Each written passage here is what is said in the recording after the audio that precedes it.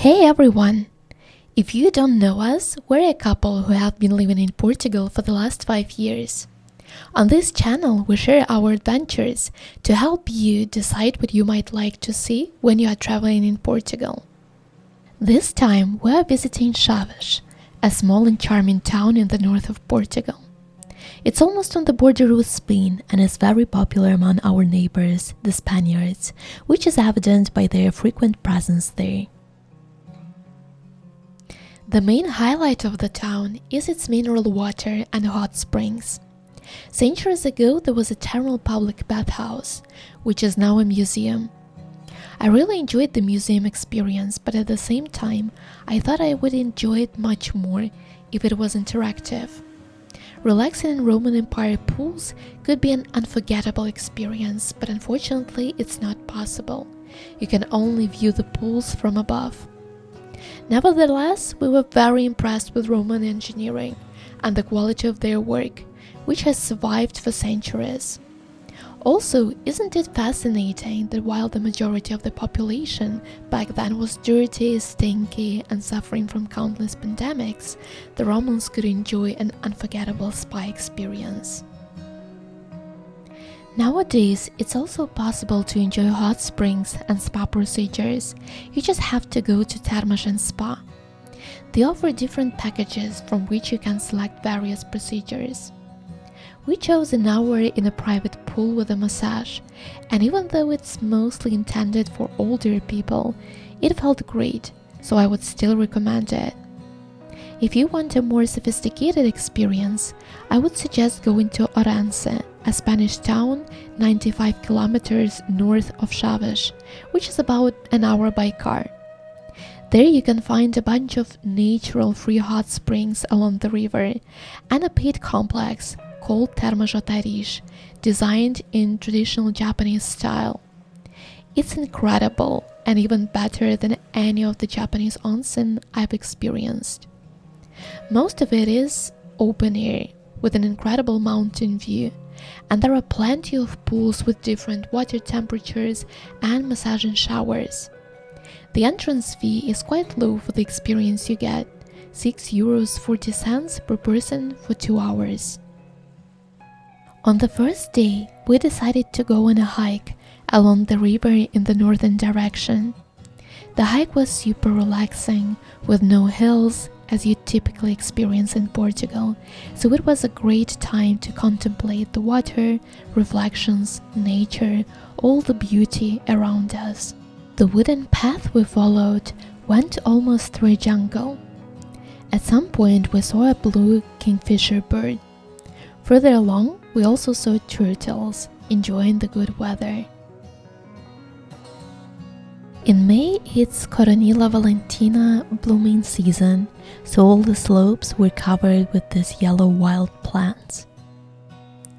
We saw the first watermill. Along the path, we enjoyed the plants growing nearby. The smell was delicate and charming. At the second watermill on our way, we had a surprise. The donkeys were heading back home after a lunch of fresh, juicy grass. Most of the trees along our path were covered with lichens, giving the forest a mysterious, spooky feel, as if an unknown creature was slowly absorbing it, and potentially us. We saw another watermill. Here we had to turn right to see a former train station, which is now someone's private household.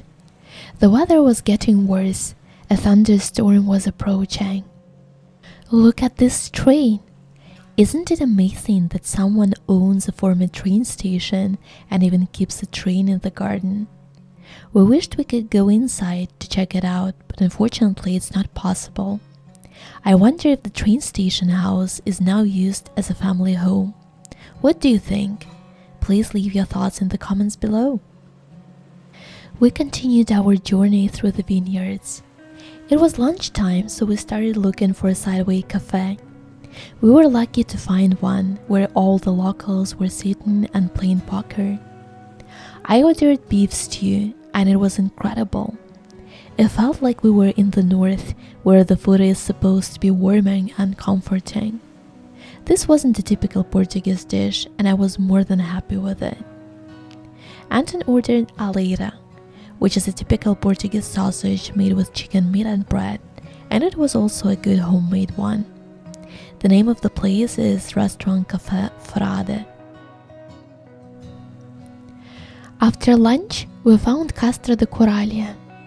When you arrive at the Castro, you can see the ruins of the walls, houses, and other elements that made up the ancient village. You can also enjoy the panoramic view of the Tamago River, the village of Corallia, and the surroundings agricultural fields. One of the most emblematic elements of the Castro is the tame pine that rises in the center of the hill. This pine tree is more than 100 years old and is considered a symbol of the village and the Castro. Once a year, there is also an annual event called Folgança Galaica.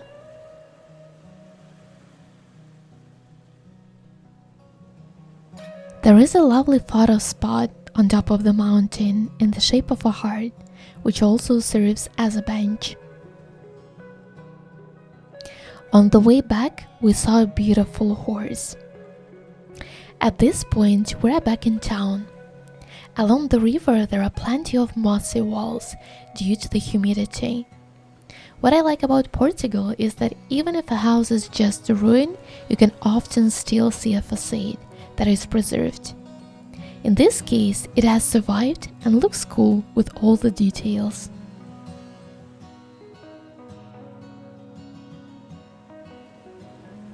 Here you can see a hot spring on the river from the steam that rises. One day we saw boiled crayfish there. People aren't using this hot spring for bathing. This is the hotel where we stayed. It's called Ibis Styles and I highly recommend it. The breakfast buffet is great. The hotel is very clean. It's in the very city center and it's affordable even during the peak season. Typically, a room would cost from 50 to 100 euros per night for 2 people. On Saturday, a few steps from Ibis Styles, there was a market, mostly food, but you could also find some souvenirs. We were curious about the municipal market in the suburbs, but when we arrived around 11 a.m., it was empty, so we don't know if it's still functional or if we were just late. We were lucky to notice a fort right in front of the market. It was poppy blooming season and the fort walls were covered with bright, blood-colored poppy flowers. Such merciless beauty. Then we decided to walk a little bit further into the yellow flower flow.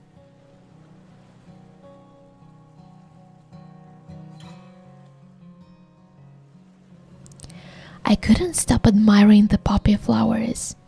I enjoyed seeing how they rooted into the wall crevices, making the vertical wall feel like a horizontal surface. It was time to go back. We didn't have much time left and still wanted to check out a castle. On the way, we saw many peculiar traditional Portuguese houses. Since we have lived in Portugal for the last 5 years, it's easier to distinguish the differences in the architecture. The architecture in Chaves seemed a bit more Galician than in the rest of Portugal, which makes sense, since it's located in the north, almost on the border with Galicia.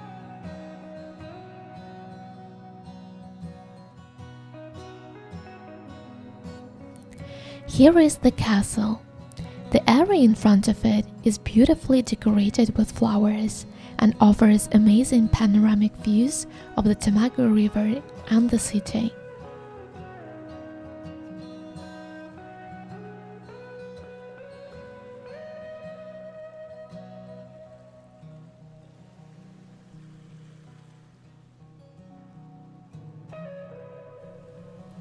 As I was admiring the view, I noticed some interesting details.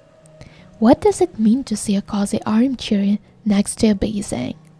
I guess it means that the Portuguese don't care much about what people say. It doesn't matter where life is happening. Next to the castle or in the middle of nowhere, people will live their lives without looking back or around. I truly admire this approach. This is one of the main town squares, Praça de Camões. Here you can find the Câmara Municipal de Chaves, two different igrejas, and Santa Casa. All these buildings have beautiful architecture, so I would totally recommend checking them out. Let's explore the old town streets. When we explored it, it was one of the weekdays, so it wasn't too crowded.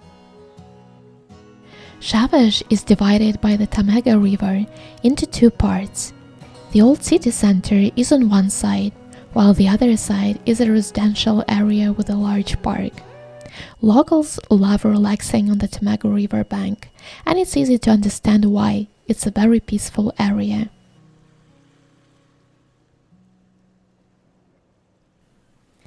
This is a water drinking fountain with mineral water. Bring your bottle or glass to fill up with a healthy drink, but be careful. It's hot, 73 degrees Celsius. I like that there is an amphitheater next to it, so you can enjoy the water right there. This is the tourist information desk.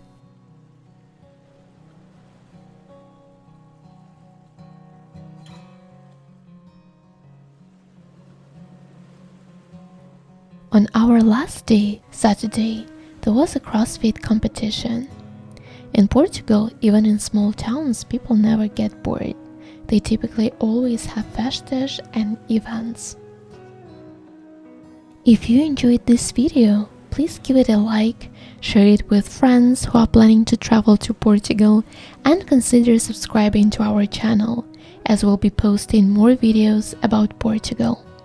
See you in the next video!